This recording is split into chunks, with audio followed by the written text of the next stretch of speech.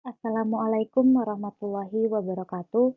Kami dari kelompok 11 akan membahas tentang lembaga pensiun syariah.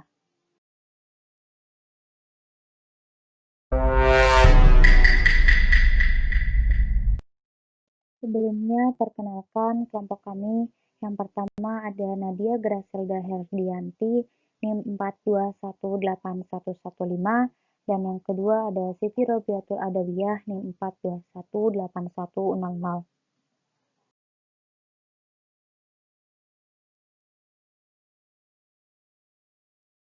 Yang pertama, kami akan membahas tentang definisi dan sejarah lembaga pensiun syariah.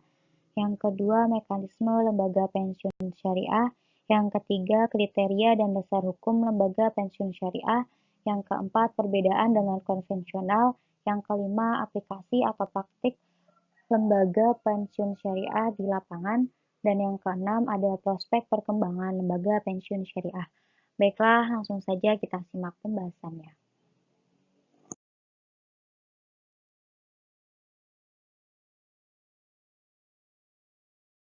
Yang pertama ada definisi dan sejarah lembaga pensiun syariah.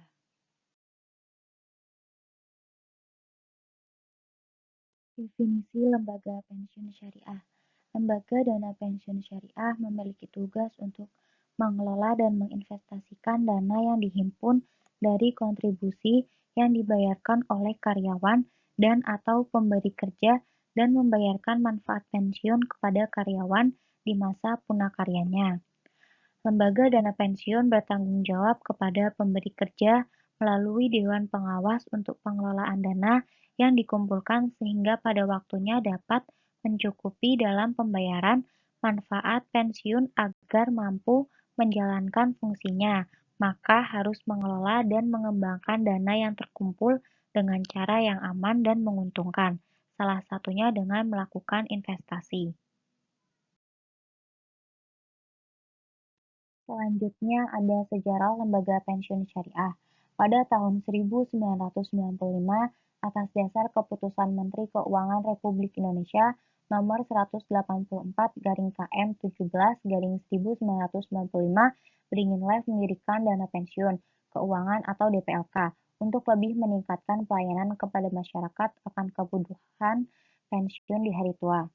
Secara faktual, di Indonesia pada tahun 1995, dana pensiun yang menetapkan prinsip syariah ini baru ada satu, yakni dana pensiun syariah yang dikeluarkan oleh PT Prinsipal Indonesia. Polanya hampir sama dengan pola tabungan. Sementara pada tahun 1997 sudah terdapat perusahaan yang mengelola dana pensiun syariah, di antaranya Bank Muamalat Indonesia atau BMI, terus Manulife atau Prinsipal Indonesia, dan ada Allianz, Bank Muamalat Indonesia Tbk, sebagai pendiri Dana Pensiun Lembaga Keuangan atau DPLK Muamalat adalah perusahaan yang bergerak dalam bidang perbankan dengan pengelolaan berdasarkan syariat Islam. Sejak beroperasi tahun 1907, Bank Muamalat menunjukkan kinerja yang senantiasa terus meningkat, baik dari aspek peningkatan aset maupun perluasan jaringan.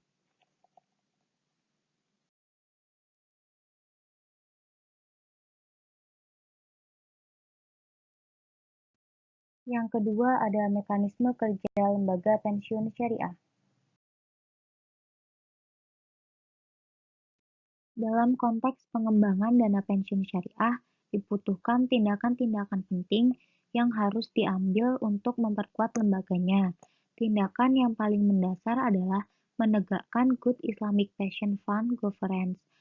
Tanpa Good Islamic Pension Fund Governance yang efektif, kecil kemungkinan untuk memperkuat dana pensiun syariah dan memungkinkan mereka untuk berekspansi secara cepat serta menjalankan perannya secara efektif. Kebutuhan ini akan makin serius sejalan dengan ekspansi lembaga-lembaga tersebut.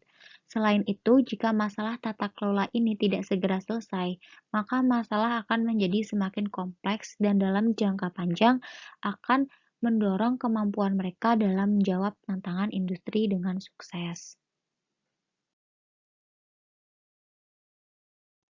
Ada beberapa pilar yang mesti ditegakkan dalam mekanisme Good Islamic Pension fund governance. Beberapa pilar mendasar tersebut diantaranya yang pertama, peran strategis Dewan Pengawas Syariah. Yang kedua, dana pensiun syariah juga harus memiliki sistem internal kontrol dan manajemen risiko yang tangguh. Yang ketiga, peningkatan sistem transparansi pengelolaan dana pensiun syariah. Keempat, peran yang lebih luas auditor eksternal. Dan yang kelima, transformasi budaya korporasi yang islami dan peningkatan kualitas SDM.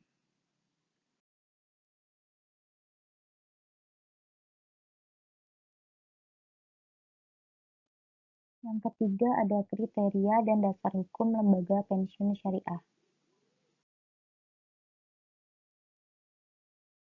Kriteria pendaftaran kepesertaan dana pensiun syariah sebagai berikut.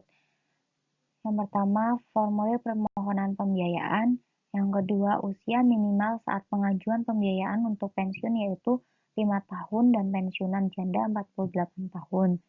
Yang ketiga, fotokopi kartu identitas seperti KTP, SIM, paspor, KIM atau KITAS, nasabah dan suami atau istri. Yang keempat, NPWP. Yang kelima, informasi manfaat pensiun terakhir bersumber dari cari atau buku gajian atau buku tabungan atau dokumen lain yang setara.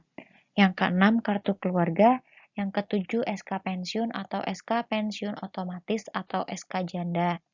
Nah, yang kedelapan, kartu identitas pensiun atau KARIP atau informasi dana pensiun bulanan. Yang kesembilan, SP3R, yaitu surat pernyataan pembayaran pensiun melalui rekening dan formulir permohonan pembayaran atau FPP atau belangko mutasi kantor bayar. Nah, yang ke-10, formulir permohonan pembukaan rekening tabungan pensiun, yaitu untuk pemohon yang pembayaran manfaat pensiun belum payroll atau di BSM. Pun dasar hukum lembaga pensiun syariah. Landasan hukum dana pensiun di Indonesia adalah Undang-Undang Nomor 11 Tahun 1992 tentang dana pensiunan. Program dana pensiun di Indonesia dilaksanakan oleh lembaga pemerintah maupun swasta. Pelaksanaan dana pensiun pemerintah di Indonesia antara lain Jamsostek, suatu program kontribusi tetap wajib untuk karyawan swasta dan BUMN di bawah Kementerian Tenaga Kerja dan Transmigrasi. Namun Kementerian Keuangan memegang peranan dalam pengawasannya atau Undang-Undang Nomor 3 Tahun 1992.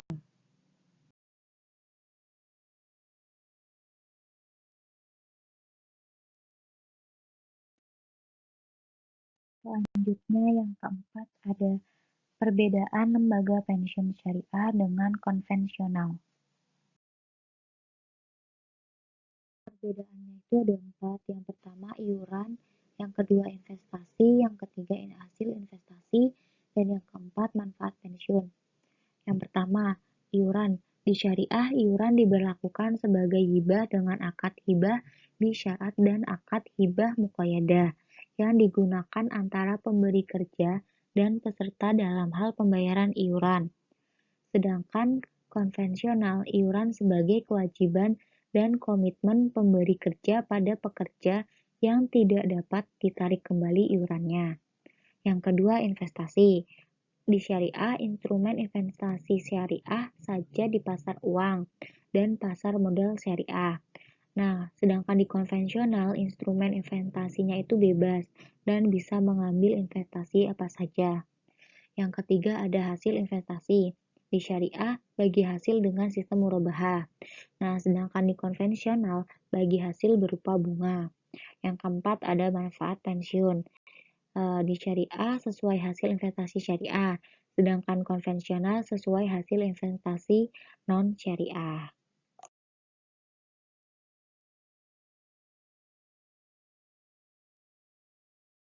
Yang kelima ada aplikasi atau praktik lapangan lembaga pensiun syariah.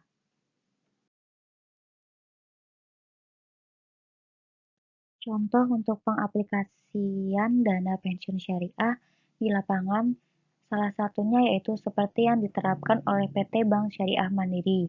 Bank Syariah Mandiri satu-satunya bank syariah yang siap menggarap dan melayani kebutuhan pensiunan.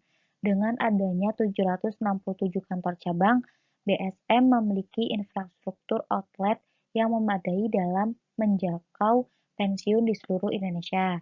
BSM optimis dapat mencapai target yang telah ditetapkan karena animo atau kebutuhan layanan syariah saat ini sedang tinggi, apalagi sejalan dengan kematangan usia. Pembiayaan ini diberikan kepada para pensiunan yang dana pensiunnya dikelola lembaga pengelola pensiun seperti Taspen maupun dana pensiun lainnya yang bekerja sama dengan BSM.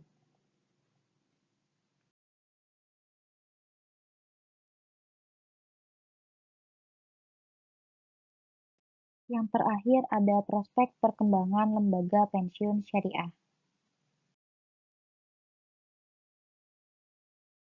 Sebelum Undang-Undang Dana Pensiun lahir, di masyarakat telah berkembang suatu bentuk tabungan, yaitu dana pensiun serta tabungan hari tua atau THT yang dibentuk oleh banyak perusahaan, baik dari swasta maupun pemerintah.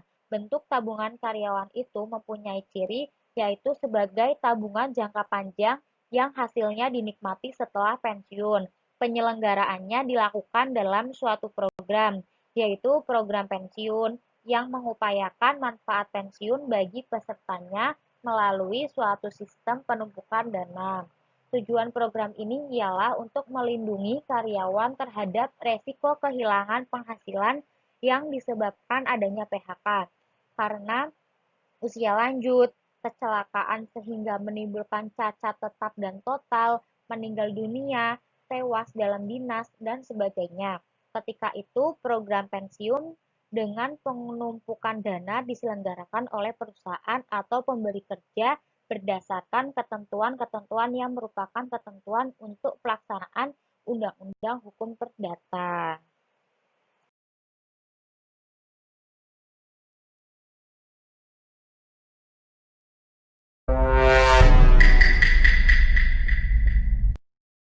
Semoga penjelasan video kali ini dapat bermanfaat untuk kita semua. Sekian dari kami, kurang lebihnya mohon maaf. Wassalamualaikum warahmatullahi wabarakatuh.